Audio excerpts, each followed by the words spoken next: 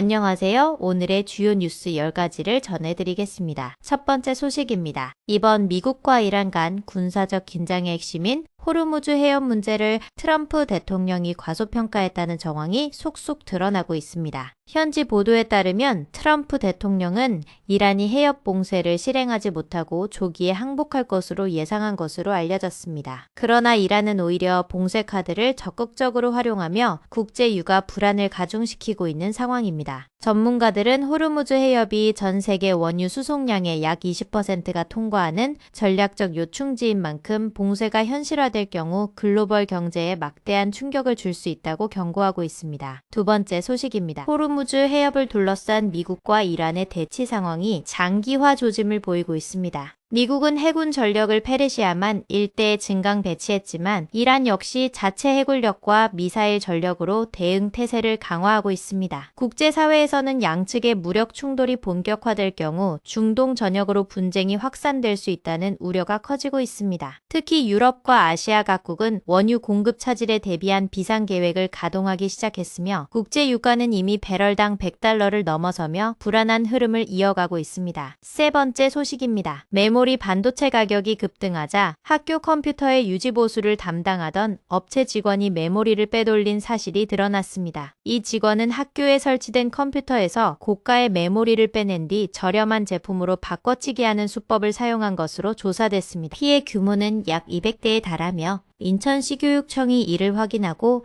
해당 직원을 경찰에 고발했습니다. 최근 AI 관련 수요 폭증으로 메모리 반도체 가격이 크게 오르면서 이를 노린 범죄가 발생한 것으로 학교 측의 자산 관리 체계에도 허점이 있었다는 지적이 나오고 있습니다. 네 번째 소식입니다. 무안공항 제주항공 여객기 참사 현장에서 사고 희생자의 것으로 추정되는 유해 10여 점이 추가로 발견됐습니다. 이번에 발견된 유해는 현장을 찾은 유족들이 담벼락 주변 수풀 사이에서 직접 발견한 것으로 알려졌습니다. 사고 발생 이후 상당 시간이 지났음에도 유해가 방치되어 있었다는 사실에 유족들은 큰 분통을 터뜨렸습니다. 이에 따라 사고 현장의 수습 작업이 제대로 이뤄졌는지에 대한 재조사 요구가 거세지고 있으며 관계 당국의 부실한 현장 관리에 대한 비판 여론도 높아지고 있습니다. 다섯 번째 소식입니다. 이란이 트럼프 대통령을 향해 다른 나라의 군함을 구걸한다며 공개적으로 조롱하고 나섰습니다. 이란은 미국의 군사적 압박에 굴복하지 않겠다는 의지를 분명히 하면서 호르무즈 해협 봉쇄 전략을 더욱 정교하게 다듬고 있는 것으로 관측됩니다. 특히 이란이 중국과의 경제적, 군사적 밀착을 강화하는 움직임이 포착되면서 미국 주도의 대이란 제재 효과가 약화될 수 있다는 분석도 나옵니다. 현지 취재진에 따르면 이란 접경 지역에서는 군사 이동과 물자 비축이 활발히 이루어지고 있어 긴장감이 더욱 고조되고 있는 상황입니다. 여섯 번째 소식입니다. 최근 5년 사이 전국의 어린이 보호구역에서 1,800명이 넘는 어린이들이 교통사고를 당한 것으로 나타났습니다. 전문가들은 어린이 보호구역에서의 운전 속도를 시속 20km로만 줄여도 돌발 상황에서 충분히 정지할 수 있어 사고를 크게 줄일 수 있다고 강조합니다. 실제 실험 결과 시속 30km로 주행할 때와 시속 20km로 주행할 때 제동거리 차이가 상당한 것으로 확인됐습니다. 학교 앞에서 갑자기 어린이가 뛰어나오는 상황을 가정한 실험에서 시속 20km에서는 간신히 멈출 수 있었지만 그 이상의 속도에서는 충돌을 피하기 어려웠습니다. 일곱 번째 소식입니다. 많은 현대인이 아침에 눈을 뜨자마자 커피를 마시지만 이 습관이 카페인 효과를 제대로 누리지 못하게 한다는 연구 결과가 나왔습니다.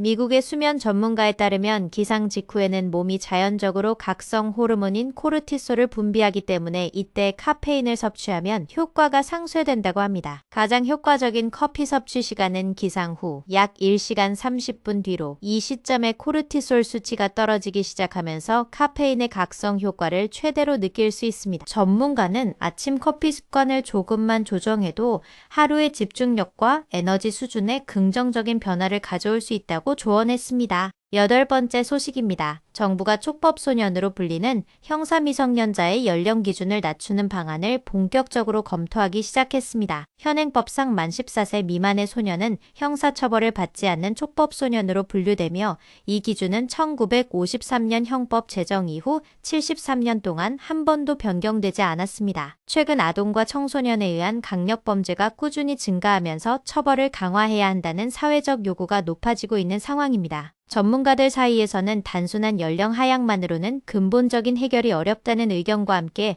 소년범 재범 방지를 위한 교화 프로그램 강화가 병행돼야 한다는 목소리도 나오고 있습니다. 9번째 소식입니다. 오는 21일 서울 광화문 광장에서 열리는 방탄소년단의 복귀 공연에 약 26만 명의 관객이 몰릴 것으로 예상됩니다. 경찰은 대규모 인파에 따른 안전사고와 테러를 예방하기 위해 광화문에서 시청역에 이르는 구간에 총 31곳의 보안검색 지점을 설치할 계획입니다. 공연장으로 향하는 관객과 시민 모두 보안검색을 통과해야 하며 일부 구간에서는 차량 통행이 전면 통제될 예정입니다. 경찰은 이태원 참사 이후 강화된 군중 관리 매뉴얼을 적용하여 인파 밀집도를 실시간으로 모니터링하고 위험 상황 발생 시 즉각 대응할 수 있는 체계를 갖출 것이라고 밝혔습니다. 10번째 소식입니다. 헌법재판소가 지난 12일부터 접수를 시작한 재판소원 제도가 시행 초기부터 사건 폭증에 따른 병목 우려에 직면했습니다. 현재는 연간 최대 1만 5천 건의 재판소원이 새로 접수될 것으로 전망하고 있지만 이를 사전에 심사할 인력은 8명에 불과한 상황입니다. 단순 계산으로도 8명이 매달 1200건 이상의 사건을 심사해야 하는 셈이어서 실질적인 심사가 이뤄지기 어렵다는 지적이 나옵니다. 전문가들은 부적격 사건을 효율적으로 걸러낼 수 있는 사전심사 기준을 명확히 마련하고 전담 인력을 확충하지 않으면 제도의 취지가 퇴색될 수 있다고 우려하고 있습니다. 오늘은 트럼프 대통령의 호르무즈 해협 과소평가 논란과 이란의 중국 밀착 전략, 학교 컴퓨터 메모리 바꿔치기 사건, 촉법소년 연령 기준 변경 검토, 그리고 BTS 복귀 공연 보안 대책 등 다양한 소식을 전해드렸습니다. 오늘의 뉴스를 마치겠습니다. 시청해주셔서 감사합니다.